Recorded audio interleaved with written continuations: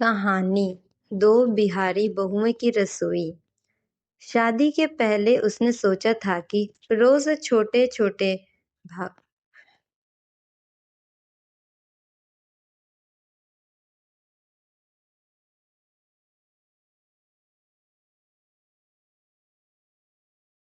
कहानी दो बिहारी बहुओं की रसोई। बिहार के मधुबनी जिला का छोटा सा गांव बागलपुरिया, जहां मिट्टी की गंध, आम की बाग, खेतों में हरियाली और सुबह सुबह हर कोई अपने काम पर निकलता है। इसके बीच में ही था एक बड़ा सा अटारी वाला घर, सिंह परिवार का अपनों से बड़ा हुआ घर। घर के बुजुर्ग दादा दादी, बेटे बहू, नाती नातिन सब रहते थे। पर घर की असली रौनक थी सावित्री, एक नया नया आई बिहारी बहू। सावित्री की शादी यही 2 वर्ष पहले राजेश सिंह से हुई थी। राजेश मेहनती, सरल और प्रेमी स्वभाव का था, लेकिन सावित्री के मन में दिन रात बस एक ही चिंता थी, क्या मैं इस घर की उम्मीदों पर उतर पाऊंगी। उनके ससुराल की रसोई बड़ी थी, मिट्टी के बड़े चूल्हे, पतीला पतीली, मसाले की महक, ताजा हरी मिर्च, लहसुन, अदरक की खुशबू, सब कुछ अद्भुत लगता था। लेकिन पहली बार जब सावित्री ने खाना खाया तो सबने सोचा कि नया स्वाद आएगा, पर सबका चेहरा गंभीर रह गया। सास गुजरिश करती बोली, थोड़ा नमक कम लगाया, सब्जी ने मसाला थोड़ा ज्यादा है। ससुर मुस्कुराए, पर भीतर ही भीतर सावित्री का मन दुखा था। उस रात सावित्री की आंखों में नींद नहीं आई। उसने सोचा, क्या मैं गलत हूँ? क्या मैं इस घर के लिए उपयुक्त नहीं? और इसी भावना के साथ शुरू हुआ उसका खुद से संघर्ष और सीखने वाला सफर। पहले तो मानो हर चीज उस पर भारी थी। चूल्हा चौका, मसाले, सब्जियां, दाल, चावल, हर चीज एक एक टेस्ट की मांग करती थी। लेकिन जिंदगी ने भी ये तो सिखाया था, पहला कदम मुश्किल होता है, पर दूसरा कदम आसान। सावित्री ने हर सुबह उठाकर सीखा, चावल अच्छे से भिगोना, दाल में नमक ध्यान से डालना, तेज मसालों का संतुलन, सब्जियों को सही वक्त पर पकाना। दिन दिन करता बढ़ता गया और दिन दिन सीखना भी। पहले दिन दाल ज्यादा पिघल गई, दूसरे दिन भाजी थोड़ा कड़वी हुई, तीसरे दिन रोटी जली। हर रोज एक नई चुनौती। एक दिन सास जी ने पूछा, आज खाना कैसा है? सावित्री ने धीरे से कहा, स्वाद में थोड़ा बदलाव किया है। सास ने चखते हुए कहा, अच्छा है, पर थोड़ा और स्वाद होना चाहिए। सावित्री की आंखों में चमक धीरे धीरे लौटने लगी। सुबह सुबह सावित्री ने दाल पकाई, पर दाल थोड़ी बेढंगी निकली, कभी कच्ची, कभी पका ज्यादा। सास जी ने कहा, दाल की पकती धैर्य नहीं पकता। सावित्री समझ गई, जिस तरह दाल को धीमी आग पर सही देर तक पकाना होता है, उसी तरह रिश्तों को भी समय और धैर्य से पकाना पड़ता है। एक दिन नमक ज्यादा लग गया। लोग बोले, ये थोड़ा ज्यादा हो गया। पर सावित्री ने पूछा, क्या थोड़ी सी मिठास डाल दूं? सबने कहा, हाँ, मिठास बनाए रखो। फिर उसे समझ आया, नमक जीवन में भी आता है, पर मीठा व्यवहार उसे संतुलित कर देता है। सावित्री ने एक रसोई डायरी बना ली। हर रोज लिखती, कितना मसाला डाला, कितना नमक रखा, क्या स्वाद सभी को पसंद आया, कैसी प्रतिक्रिया मिली। कुछ दिनों में सास ने देखा, उसकी डायरी हर दिन कुछ न कुछ सीख दर्ज देती। सास ने उससे कहा, होना चाहिए था रसोई पर शिकायती आवाज, अब तो कविता जैसी रसोई डायरी है। अब घर वाले भी खाने का इंतजार करने लगे। गांव में तीज का आयोजन हुआ। हर घर को भोज के लिए अलग अलग व्यंजन तैयार किया। सावित्री को जिम्मेदारी दी गई, आज तुम सचमुच गांव के लिए खाना बनाओ। उसका मन डोला, डर भी, उत्साह भी था और चिंता भी। पर उसने दिन रात सोच समझकर मेन्यू तैयार किया। आलू प्याज की सूखी सब्जी, दाल तड़का, सादा चावल, दही, ठेठ बिहारी ठोठर। पहली कठिनाई मसालों का चयन, दूसरी कठिनाई आग की तेजी, तीसरी कठिनाई समय का प्रबंधन।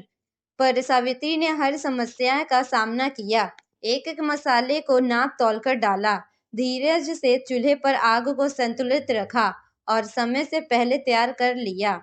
जब तक गांव वाले आए, खाना पूरी तरह तैयार था। गांव के लोग बड़े उत्साह से आए। एक एक करके सबने खाना का स्वाद लिया। पहले चुप, फिर मुस्कान, फिर तालियों और फिर तरीके। वाह, क्या मसाला है, क्या स्वाद है, मजा आ गया। ये तो बहुत बढ़िया हुआ। सास ससुर की आंखों में गर्व की चमक थी। राजेश की आंखें खुली से भर गई। और सावित्री, उसके मन ही अद्भुत एहसास था। हाँ, आज मैं अपनी पहचान बना सकती हूँ। अब जब भी रसोई में कोई नई चुनौती आती, सावित्री मुस्कुराकर कहती, आओ स्वाद का नया अध्याय लिखे। उसे अब डर नहीं लगता। उसके हाथ में अब रसोई की चम्मच और दिल में घर वालों की उम्मीदें थी। अब सास बहू की रसोई को सिर्फ खाना बनाने की जगह नहीं मानती थी, बल्कि वहां संस्कार, अनुभव, प्रेम और पारिवारिक एकता का केंद्र दिखाई देती। अब रसोई में सिर्फ भोजन नहीं बनता था, वहां भावनाएं पकती थी। जब दादी की हाथ का पराठा बनता तो दादी की यादें भी मिल जाती। अब ससुर के लिए खास मिठाई बनती तो उनकी हंसी भी पककर निकलती। हर व्यंजन में एक एक रिश्ता बुनता। 12 जीवन का सबसे बड़ा मसाला गया। एक दिन राजेश ने पूछा, तुमने इतनी अच्छाई, धैर्य और स्वाद कहाँ से सीखा? सावित्री मुस्कुराई और बोली, मैंने सीखा हर मसाले से ज्यादा जरूरी है दिल में सम्मान, प्यार, धैर्य और समझ होना। यही जीवन का असली मसाला होता है। अब घर वालों ने यह महसूस किया कि रसोई सिर्फ खाना बनाना नहीं, बल्कि सबको छोड़ने वाला मंच है। रसोई में जरूरत का स्वाद था, पर उसे ज्यादा जरूरी सम्मान और समझ का। गांव में एक कार्यक्रम हुआ, सर्वश्रेष्ठ गृहिणी पुरस्कार। सिर्फ स्वाद के लिए नहीं, पर संस्कृति, पारिवारिक, संपन्न और सेवा भाव के लिए। जब विजेता का नाम घोषित हुआ, सावित्री सिंह सर्वश्रेष्ठ गृहिणी पुरस्कार, सबने तालियां बजाई। सास की आंखें नम हुई। राजेश ने गर्व से कहा, ये तुम्हारे हौसले और मेहनत की जीत है। अब जब भी कोई नई बहू या नया बहू ससुराल आता, तो सब कहते, यहाँ रसोई है, बस खाना नहीं बनता, पर रिश्ते का स्वाद बनता है। रसोई में आग जलती थी, पर वह आग संयम, प्यार और आत्मविश्वास की थी। पहली असफलता सीख थी। धैर्य सफलता की चाबी है। स्वभाव, अनुभव और प्रेम का मेल है। रसोई सिर्फ खाना नहीं, बल्कि परिवार को जोड़ने का सामान्य है। अब सावित्री सिर्फ रोजमर्रा का खाना नहीं बनाती थी, वे घर के मेहमानों, त्योहारों और घर के आयोजनों की मुख्य रसोइया बन चुकी थी। राजेश और सास ससुर उसका उत्साह कर खुश थे। एक दिन सास ने कहा, बेटा, इस बार गांव में मेले में तुम्हें हमारी रसोई का स्टॉल सजाना है। सबको तुम्हारे पकवानों का स्वाद चखना है। सावित्री के मन में हल्की घबराहट थी, क्या मैं सबको संतुलित कर पाऊंगी? लेकिन उसने अपने दिल को संभाला और ठान लिया, मैं न केवल स्वाद बल्कि प्यार और अपनापन भी पेश करूंगी। सावित्री ने मेले में लिए तैयारी शुरू की। व्यंजन सूची, ठेठ बिहारी व्यंजन, घुगनी, लिट्टी चोखा, सत्तू पराठा, पान मसाला के साथ मिठाइयाँ। सजावट, रंग बिरंगे बर्तन, मिट्टी के लोटे, पारंपरिक टेबल क्लॉथ। सहायता, छोटे भाई और राजेश को भी काम में लगाया। हर व्यंजन के साथ सावित्री ने एक कहानी जोड़ दी, जैसे कैसे दादी का हाथ, सास की सलाह या बचपन की याद। मेले के दिन आया। भीड़ बहुत थी। बच्चों ने हल्का मचाया। मसालों और पानी की कमी हो गई। सावित्री ने धैर्य और तेजी से सब संभाला। राजेश, पानी की बाल्टी लाओ। छोटे भाई, मसाले बांटो। लोग आएंगे, हर किसी के लिए स्वाद रहेगा। लोगों ने स्वाद चखते ही तारीफ की। वाह, लिट्टी का स्वाद तो कमाल है। घुगनी में तो प्यार का मसाला है। सावित्री का मन खुशी से भर गया। सावित्री ने देखा कि रसोई सिर्फ खाना नहीं बनाती, ये रिश्ते का पुल है। बच्चों ने उसे खेल खेल में मदद की। मेले में बुजुर्गों ने सिखाया कि मसालों में थोड़ा प्यार डालना चाहिए। राजेश ने उसकी मदद और प्रेरणा दी। सावित्री समझ गई कि खाना प्लस प्यार प्लस धैर्य असली स्वाद है। सावित्री ने अब रसोई डायरी में सिर्फ पकवान नहीं लिखा, बल्कि लोगों की पसंद, उनकी प्रतिक्रियाएं, खाना बनाते समय जो कठिनाई आई, समाधान और सीख भी। अब डायरी सिर्फ व्यक्तित्व रिकॉर्ड नहीं बल्कि सिखाने और सीखने की किताब बन गई। सास जी ने भी अब डायरी देखकर कहती, अब ये सिर्फ खाना बनाने वाली डायरी नहीं, ये परिवार के मार्गदर्शक है। गांव के बाद शहर में बड़े शादी समारोह में नियंत्रण आया। वहां बड़े होटल में रसोई की जिम्मेदारी दी गई। शहर के लोग पारंपरिक बिहारी स्वाद नहीं जानते थे। समय सीमित था और दबाव बहुत अधिक। सावित्री ने धैर्य से तैयारी की, पुरानी रेसिपी में नया ट्विस्ट जोड़ा, मेन्यू का प्रोजेक्शन सुंदर बनाया, राजेश का छोटा भाई को काम में लगाया। शहर के मेहमानों ने भी तारीफ की, सिर्फ स्वाद की नहीं, ये व्यंजन हमारी भावनाओं को छू रहे हैं। सावित्री ने आत्मविश्वास और बढ़ गया।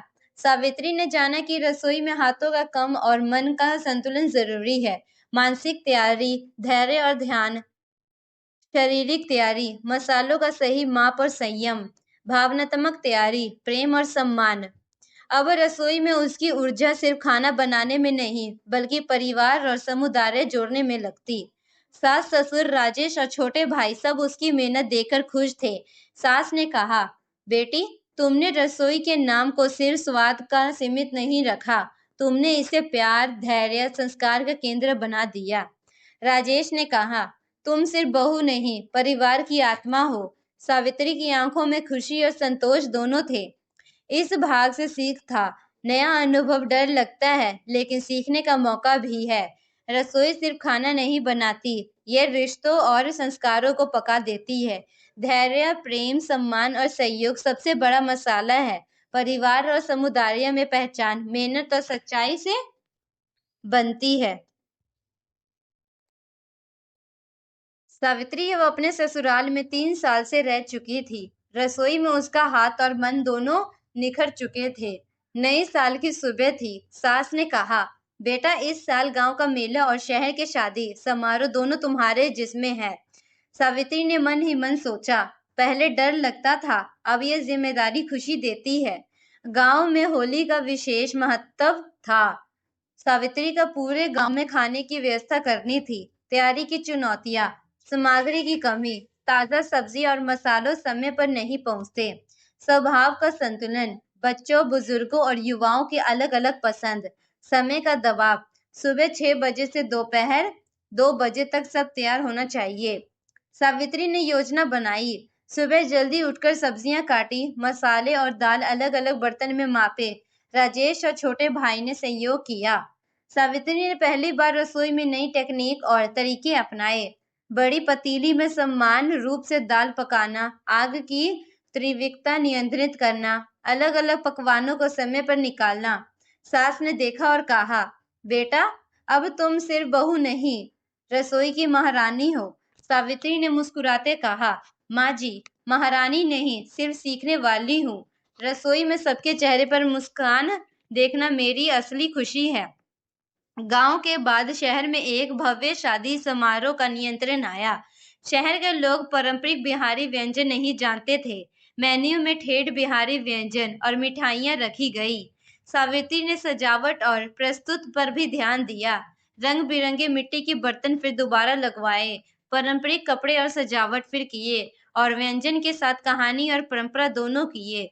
शहर के मेहमानों ने बहुत तारीफ की। सिर्फ स्वाद ही नहीं, ये व्यंजन हमारी भावनाओं को छू रहे हैं। सावित्री के मन में आत्मविश्वास और बढ़ गया। सावित्री ने देखा कि रसोई सिर्फ खाना नहीं बनती, ये रिश्तों का पुल है। बच्चों ने उसे खेल खेल में मदद की। बुजुर्गों ने सिखाया कि मसालों का थोड़ा प्यार डालना चाहिए। राजेश ने उसका मनोबल बढ़ाया। पहले जहां सास और बहू के बीच तनाव था, अब वहां परिवार, समझ और सहयोग का बंधन बन गया। सास ने कहा, बेटा, तुमने रसोई को सिर्फ खाना बनाने की जगह नहीं, इस परिवार का प्यार और सम्मान का केंद्र बना दिया। सावित्री ने हंसकर कहा, माँ जी, ये सब सीखने और धैर्य रखने का संभव हुआ। अब सिर्फ बहू नहीं, परिवार की आत्मा हूँ।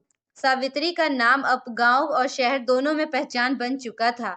गांव के मेले में उसके पारंपरिक व्यंजन पेश किए। शहर के आयोजनों में उसने भोज और प्रदर्शनी की भाग लिया। लोगों ने उसे बिहारी रसोई की महारानी कहना शुरू किया। एक दिन गांव में एक रिश्तेदार ने आलोचना की, तुम्हारा खाना तो स्वाद में ठीक है, लेकिन शहर के लोग इसे पसंद नहीं करेंगे। सावित्री को लगा डर और दबाव आएगा, लेकिन उसने सोचा, मैं डर को स्वभाव में बदल सकती हूँ। उसने योजना बनाई, शहर के स्वभाव के अनुसार हल्का ट्विस्ट, परंपरा और स्वभाव के बनाए रखना, परंपरा और सास ससुर का संयोग लेना। शहर में जब लोग व्यंजन चखे तो आलोचक भी तारीफ करने लगे। साल के अंत में गांव और शहर दोनों का सम्मान समारोह हुआ। सर्वश्रेष्ठ गृहिणी पुरस्कार, परिवार का सम्मान और प्यार।